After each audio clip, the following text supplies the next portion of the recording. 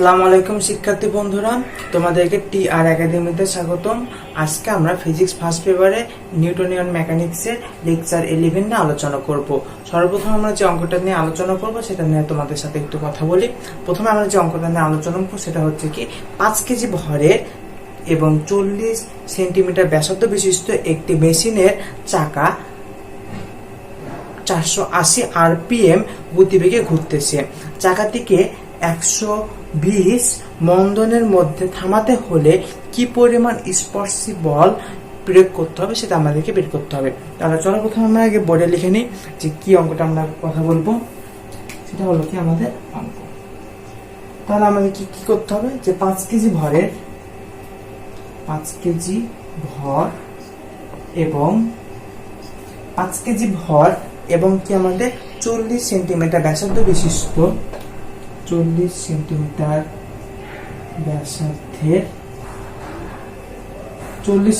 ব্যাসার্ধের একটি মেশিনের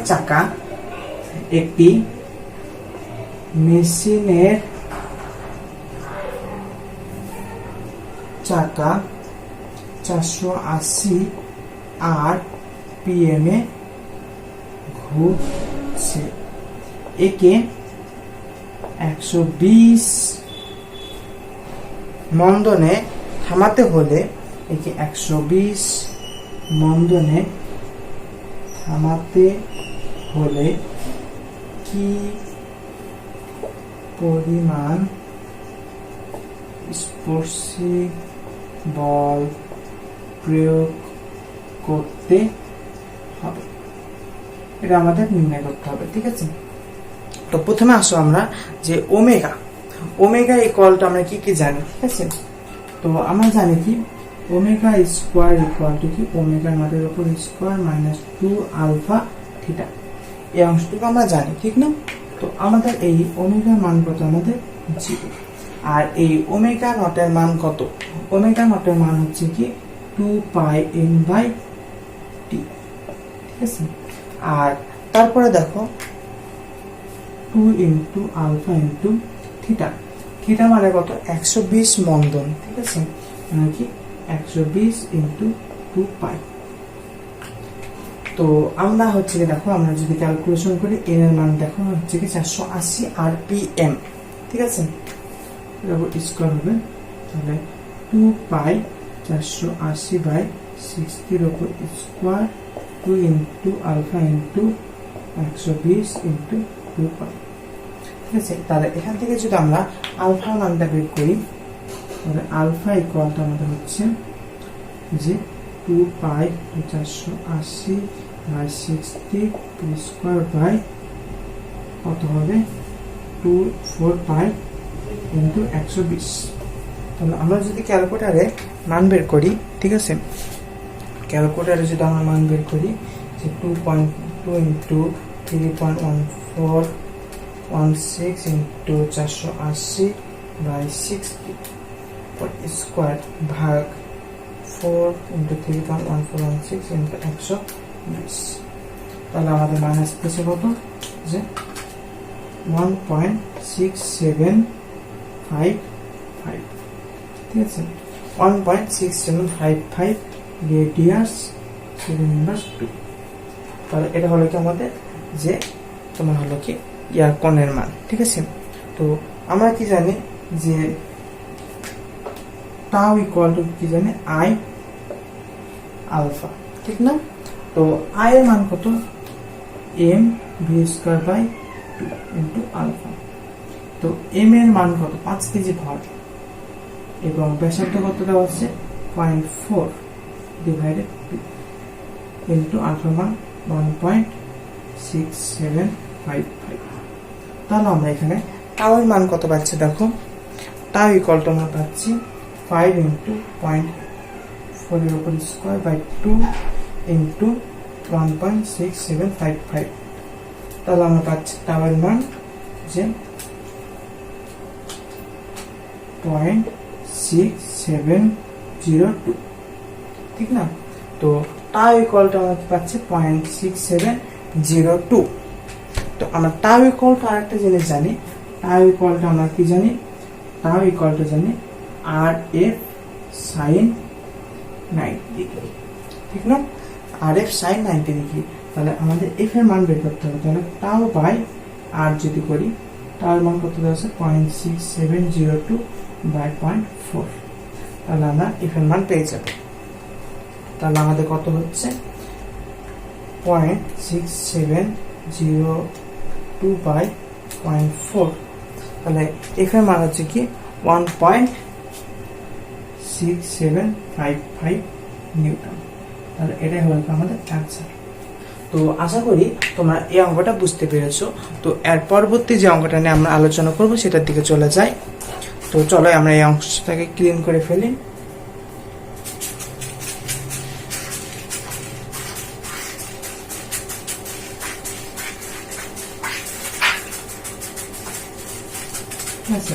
পরবর্তী যে অঙ্কটা নিয়ে আমরা আলোচনা করব সেটা হচ্ছে, চলো, যে এল দৈর্ঘ্যের একটি রড,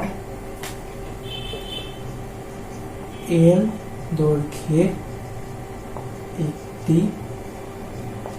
রড, এল দৈর্ঘ্যের একটা রড কি করব, উলম্বের অবস্থান হতে কত হারে, উলম্ব অবস্থান হতে, উলম্ব অবস্থান হতে কত, মানে উলম্ব অবস্থান হতে কাত হয়ে পড়ে যায়, ঠিক আছে? উলম্ব অবস্থান হতে কাত হয়ে পড়ে যায়। এর প্রান্ত বিন্দু কত বেগে, মানে এর যে প্রান্ত একটা বিন্দু আছে, যে রডের যে মাঝখানে যে বিন্দুটা আছে, এর কত বেগে ভূমিকে স্পর্শ করবে।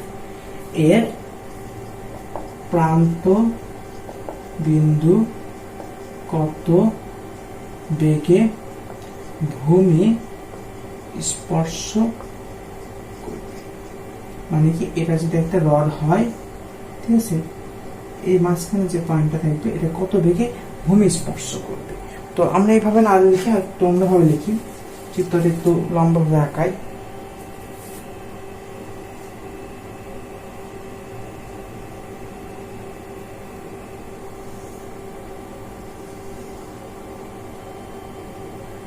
কাত হয়ে যখন এভাবে পড়ে যাবে তখন কি এই অ্যাঙ্গেলে এসে পড়বে, এরকম থাকবে নিচে এসে। তো আমরা তো এই রডের মধ্যবর্তী যে দৈর্ঘ্য সেটাকে আমরা ধরলাম যে হলো কি L/2, ঠিক আছে? তো মধ্যবর্তী দৈর্ঘ্য হচ্ছে কি ধরলাম আমরা L/2।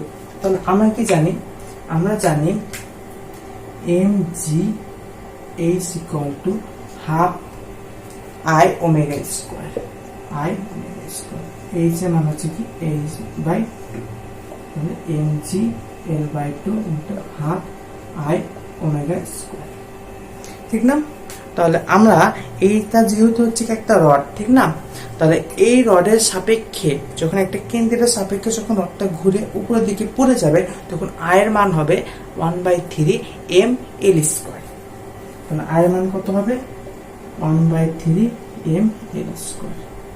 তাহলে mg L/2 1/2 1/3 ml² v²/r², ঠিক না? তো এখানকার একটা এল, এখানকার একটা এল কেটে যায়। তাহলে যদি আমরা এই এল আর এই এল কেটে দিই তাহলে একটা এল থাকে, ঠিক? এই এম আর এম কেটে দিতে পারি, এই হাফ কেটে দিতে পারি, তাহলে থাকলো কি 2g r² l equal to v², 2g r² l into v², ঠিক আছে? তো আমরা এখানে আসলে যে তোমার হলো কি r²টা আমাদের এখানে দরকার নেই, এখানে আমরা হচ্ছে কি ওমেগা নিয়ে আমরা কাজ করি, ঠিক আছে? ওমেগা নিয়ে আমরা কাজ করি, ওমেগা ইকুয়াল টু আমরা বলবো যে ওমেগা ইকুয়াল টু বলবো হচ্ছে কি V L, omega equal to আমরা বলবো হচ্ছে কি যে v/l, ঠিক আছে? ওমেগা ইকুয়াল টু বলবো v/l, ভি ইকুয়াল টু কি ওমেগা এল, ঠিক আছে?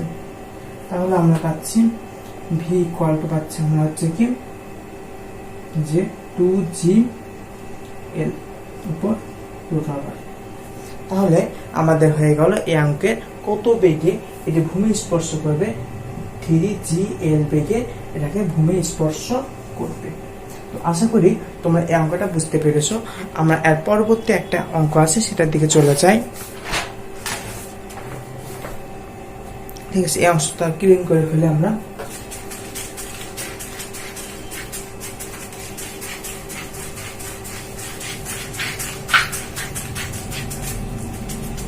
পরের যে অঙ্কটা আছে আমরা সেই অঙ্কটার কথা বলি, যে একটা নর্তকী। তো আমরা অনেকে যাত্রা পাল্লাতে তো গিয়েছি, ঠিক আছে না?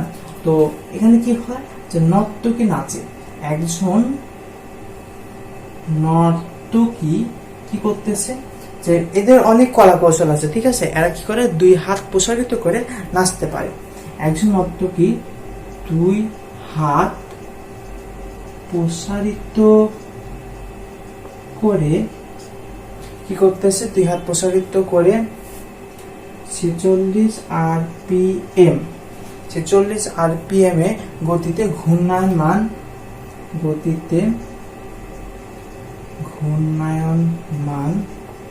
একটা বস্তুকে কি করতেছে, যে হলো কি ঘূর্ণায়মান, সে হাতে 2টি গুটি নিল, ঠিক আছে? ঘূর্ণায়মান হাতে সে 2টি গুটি নিল। গুটি নেওয়ার পর কি করতেছে, যে তার যে ঘূর্ণায়মানের যে বেগ ছিল, গুটি নিলে তার ঘূর্ণায়ন মান I ইকুয়াল টু 40% কমে যায়, 40% কমে যায়, ঠিক আছে? তো তাহলে কি সেই ক্ষেত্রে সে কত RPM এ ঘুরবে, তাহলে বস্তুটি কত RPM এ ঘুরবে। তো আমরা কি I এর সাথে একটা ওমেগা সম্পর্ক জানি, I1 omega 1 equal to I2 omega 2। প্রথমে আমাদের I1 এর মান কত, I1 এর মান যদি আমাদের 1 হয়, তাহলে I2 এর মান হচ্ছে কি আমাদের 60 বা পার্সেন্ট, মানে 1 হলে এটা হচ্ছে কি 0.6, ঠিক আছে? তাহলে আমাদের omega 1 by omega 2 equal to I2 by I1, omega 2 equal to I1 by I2 into omega, তাহলে 1 বাই 0.6 ইন্টু কত, 46। তাহলে আমাদের অ্যান্সার আছে কত, আমাদের অ্যান্সার আসতেছে তাহলে 1 বাই 0.6। তো আমরা এখানে একটু আরেকটা জিনিস একটু দেখে নিই, একটু খেয়াল করে একটা জিনিস দেখো, 2 পাই F2 আর এই অংশটা কি আমাদের 2 পাই F1। তো এই পাইটা কেটে যায়, তাই না? পাইটা আমরা বাদ দিয়ে দিলাম, তাহলে F2 ইকুয়াল টু কি থাকে, F1। তো F1 এর মান এখানে আমাদের 46, তাহলে F2 এর মান কত হচ্ছে কি আমাদের, যে 46 বাই 0.6, তাহলে এটা হচ্ছে কি আমাদের 46, তাহলে 76.77, ঠিক আছে? 76.77। তাহলে শতকরা হার কত, শতকরা হার হচ্ছে কি আমাদের 76.77 বাই 46 বাই 76.77 ইন্টু 100%, তাহলে কত, 76.77 মাইনাস 46 বাই 76.77 ইন্টু 100%, মানে কি 40%। এটা হচ্ছে কি RPM কমে যায়, ঠিক আছে? এখানে হচ্ছে কি 46 দিয়ে ভাগ হবে, সরি 46 দ্বারা ভাগ হবে, তাহলে 40% হবে না, ঠিক আছে? 46 বাই 46 ইন্টু 100%, তাহলে 66.67%। তাহলে এটা হলো আমাদের এই অঙ্কের অ্যান্সার। তো আশা করি তোমরা এই অঙ্কটা বুঝতে পেরেছো।